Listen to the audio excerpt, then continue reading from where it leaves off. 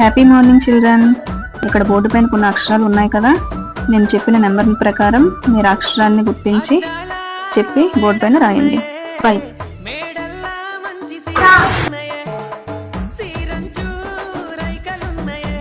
3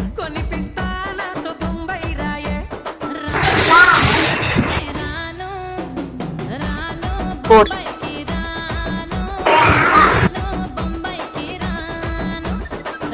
6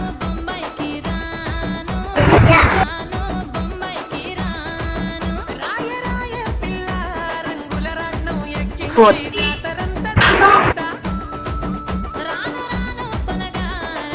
1